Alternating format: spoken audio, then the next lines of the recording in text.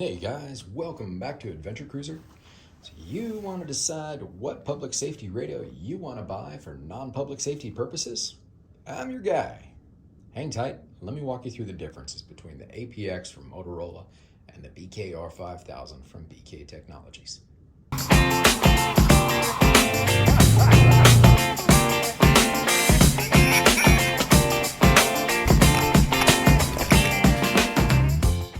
Okay, so let's start first by talking a little bit about the lineage of each of these radios. BK Technologies is known as a wildland fire radio provider. This is an example of the radios that have been carried for quite a long time by NIFC, U.S. Forestry Service, CAL FIRE, most state wildland fire agencies, and it's just a workhorse. The orange battery on the bottom signifies that it's a AA battery pack. So a wildland firefighter could have a pack of AA's with him, swap out the batteries when necessary, and go from there. The cool thing is this radio was always designed with the idea behind cloning from one radio to the next on a wildland fire scenario. Really important, hang on to that thought. From that radio, they progressed to the KNG series. The KNG series is a very robust radio. This radio is actually in use currently by CAL FIRE, not this exact model. This is a 400, which is a UHF low, but this version is in use by our local CAL FIRE agencies right now. Still maintains all the original concepts and really a great radio. A few years back, they came out with the KNG2. It has a color display and a couple of other features that are upgraded like Bluetooth. Yeah, I think that's pretty much it. Now the APX. The APX is very similar to an XTL in basic operations. The programming software between the two is entirely different though. So if you're familiar with the XTS, you won't be familiar with that. From the XTS, there were a few other iterations, and then Motorola went to the APX6000. Now the 7000 was pretty cool because it is a dual band unit. This one happens to be UHF 1 and VHF. Works great for ham and my marine band stuff. Motorola recently did away with the 7000 series and then released the 6000 and the 8000 series. The primary difference being that the 8000, if it was configured correctly from the factory, could be an all-band radio. Note, not all 8000s are all-band radios. Some of them have been dumbed down by the factory in order to save a department money to only have specific bands. So you need to make sure you understand that. The APX6000 is a single band unit, just like the BKR5000. Single band units, and that's why we're going to compare the APX6000 to the BKR5000. Apples to apples. The form factor of these two radios is a little bit different. The BKR is more reminiscent of the brick-like structure of the old fire service radios. It's massive. It is, however, taking this T-handle approach that the APX is known for and implementing it in their radios. As you can tell, the BKR5000 is taller and wider and thicker than the APX radio. Both radios come in multiple configurations. In this instance, both are version 3 or 3.5. In the Motorola, the version 3.5 signifies that it has top controls, top display, which we'll get to in a minute, front display, which is version 2.5, and then a keypad, which makes it version 3.5. BKR5000 also comes in 3 configurations, exactly the same. I've never seen one of these in anything other than version 3, display and keypad, except in a brochure. If we go back to the top display for a moment, they are a little bit different in how they function. For instance, this display is a separate field within the programming software that gives you the opportunity to name and select what information is portrayed. Whereas on the BKR5000, it is not. It simply takes the name of the channel there and reconverts it to the top. Both displays can rotate forwards and backwards. If you're wearing it up on your belt, for instance, you want to read it like that. If you are looking at it like this, you want to be able to look at it like that. This, you can set a button to configure that. This, I have only so far found that it can be done through RES, or the radio editing software. They both have multiple configurable buttons. On the top of the APX, you have the power volume, you have a 3-position ABC switch, you have a clear, secure, or all of these can be configured for other features. But it's interesting, Motorola doesn't let you put all features on all controls. It does limit what controls can go on what features. Then over here you have your emergency man down button, but you can program that for other things. On the BKR5000, you also have the clear secure button. I have it for controls locked. Then over here you have something fascinating. You have a ABCD zone selection switch. And it's bonking because I had the controls locked. You can control which zone you want to be on with this, and I find that to be kind of fun. Both have rotatable channel selector knobs. The Motorola has hard stops at just past channel 1 and 16. It will not rotate 360 degrees, whereas the BKR, it will rotate as many times as you want if you have, and only if you have, the command version of this radio. That is a feature that is specifically designed for fire agencies, and I believe that's CAL FIRE, but I could be wrong. Both have great IP ratings for dust and water intrusion. They're both considered very rugged, usable radios. This is the XE version, which I don't know what the XE stands for other than it's kind of cool and probably signifies something wild. When you compare that to a conventional version, you can see that the display of the XE is considerably larger, and you have a rubber ring around the outside. There you go. This is its standard configuration. It does not come in an XE, presumably because it's already an XE. Both have microphones on the front and the back, here and here, allegedly for noise cancellation. While I have not tested this specific radio against powered paraglider motors, with an APX, I did stand right next to a revving motor and spoke in this tone, and the guy on the other side of the vehicles could hear me perfectly. Amazing noise cancellation. Have yet to try it on this one though. Both radios have configurable buttons next to the push-to-talk. Motorola does theirs with purple, push-to-talk, 1 and 2 dot, and BK does 1 dot, push-to-talk, 2 dots, 3 dots. As you can tell, the Motorola has a display on the front and a speaker on the back. It was a very novel concept. I'm not sure if I'm in love with that or not. The BK radio is designed to be worn in chest packs, so I believe they continued to keep everything on the front. When I put this in a chest pack, I prefer this configuration to this configuration. The batteries on both of these radios are in similar configuration. They're both on the bottom and in the back. Kind of a wraparound style for the battery, okay? BK is known as a wildland firefighter's radio. So traditionally, they have supplied clamshells like this, filled with AA's. Or in this radio, the AA's fit in here. And the BKR5000 is no different. It has this monstrosity. It holds 18 batteries. You gotta have a Costco membership just to put batteries in this thing. And when you put it on the radio, it looks goofy. I'm not gonna lie. But you know what?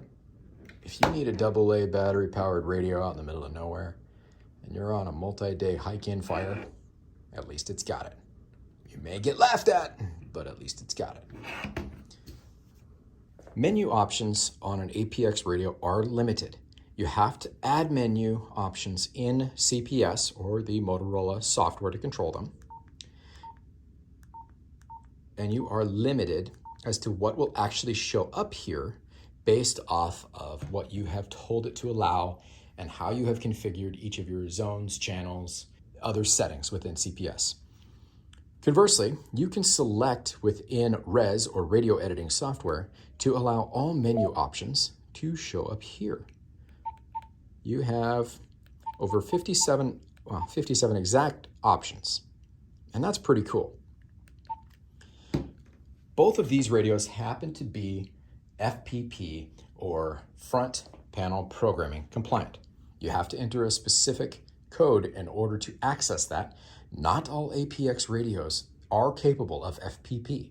You have to check the flash code with any number of online decoders to tell you what features your radio has. Or if you open CPS while your radio is connected, read features works really well for that.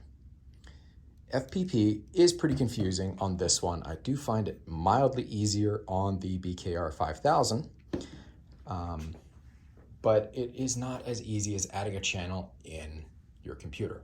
One thing that I really like about the BK radios is their scan features. So you can scan any number of channels and different zones all at the same time.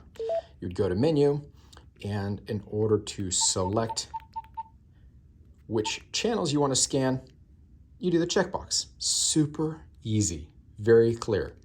Now, let's say you want to add which zone you want to scan as well. Zone scan list, enter, select which zone you want, and there you go. In order to actually scan, we'll go back to menu. I already have a shortcut there. You're going to go to channel scan, enter, enter. We're now, oops, because I have a shortcut. Okay, we've turned channel scan on now. Every channel that is in that list is now being scanned. Doesn't matter how many. Now I have a soft key set for zone scan as well. So now it's scanning the channels and the zones that I have designated. With the Motorola, it is possible to adjust the scan list as well, but it is less intuitive. You have to preset up a scan list associated to your personality, and it gets really complicated. I really prefer not to adjust my scan list at all here, but since I do have the CPS program, I go through and I edit it there. Let's talk about programming software for each of these radios. So Motorola and BK Technologies provide software to program each of these radios, and both are available through the manufacturer or through retailers. With Motorola, you have to apply to get an account, and then they grant you specific types of radios associated with your account, and then you can download the CPS, and they do provide now free updates to the CPS and updates to the firmware of the radio. That's pretty nice. BK, on the other hand, has it even easier. You can legally purchase their software from any number of BK dealers or directly from BK Technologies' website. It is important to note, though, that unlike Motorola, where you have an account that you use to download your software, BK issues you a serial number. And you need to keep track of that serial number because that is going to allow you to update to future generations of their software. When you're programming each of these, let's say you buy this on Fleabay and it comes with all kinds of random code and you don't want all those channels on there. There is not a way within conventional CPS to generate a blank code plug. You'll have to manually go through and delete every line that you don't want over and over. And the first time I did that, it was very tedious. Conversely, with BK, you simply say new. Select the type of radio you have, in this case BKR5000, and there you go. You have a blank code plug. Now it is possible when you're programming that each of these code plugs can be exported to Microsoft Excel, where you can dump in large quantities of data.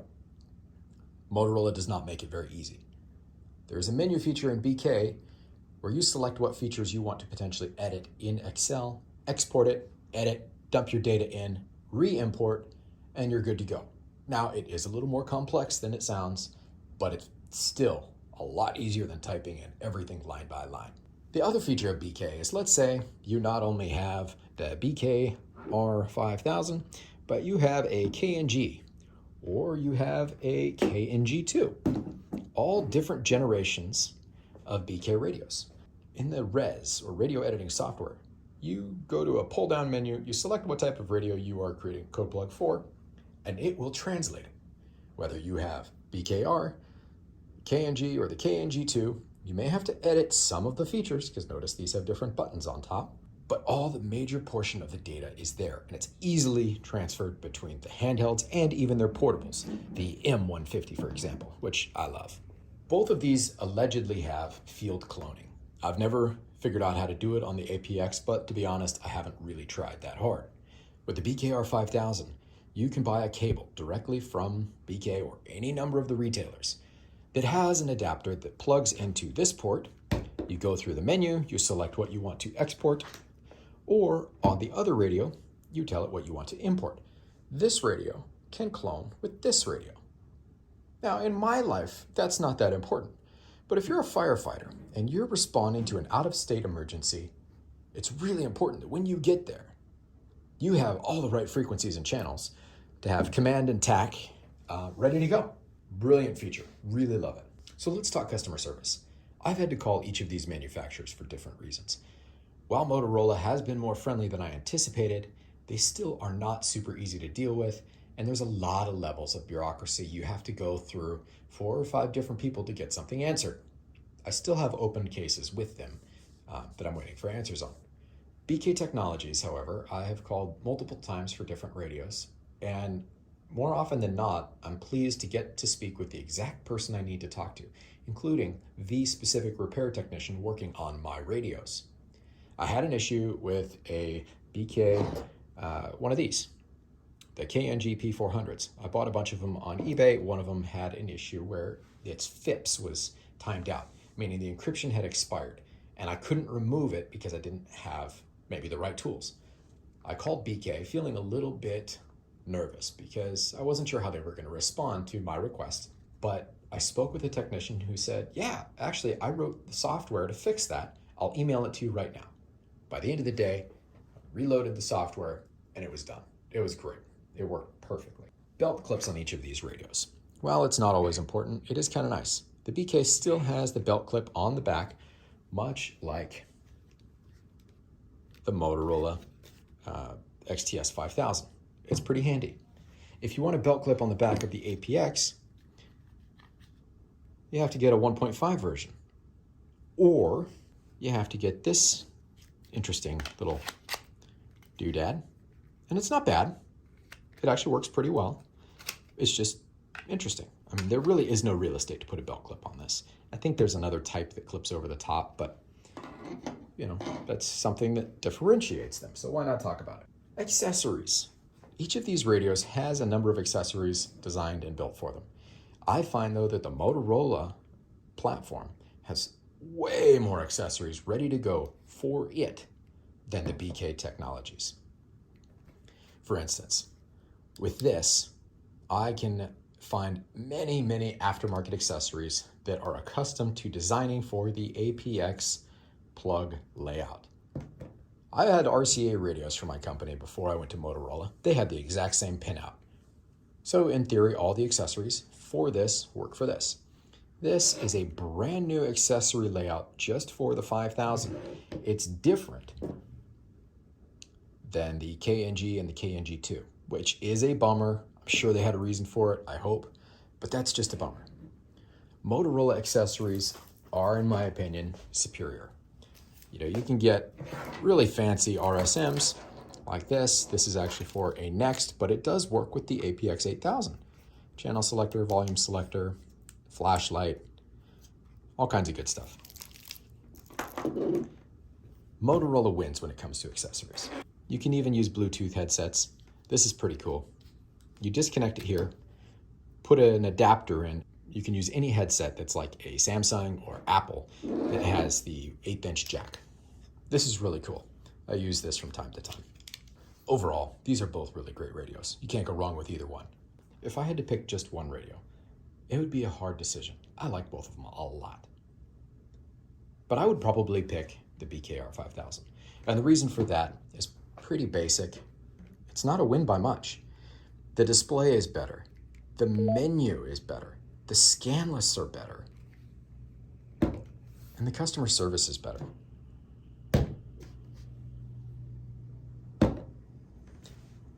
I like supporting companies that support me. And I know I'm not a public safety agency. I'm an aficionado. But I really don't feel the love from Motorola very often. Granted, they make some really cool things, but I feel like BK Technologies is actually interested in talking to me and helping me figure out my problems. Well, that's it. Again, I'm not a radio professional. I'm an aficionado. If I missed something, or if you disagree with something I said, please leave it in the comments below, and I will do my best to answer or fix it in future videos. Thanks for your time, guys. Take care.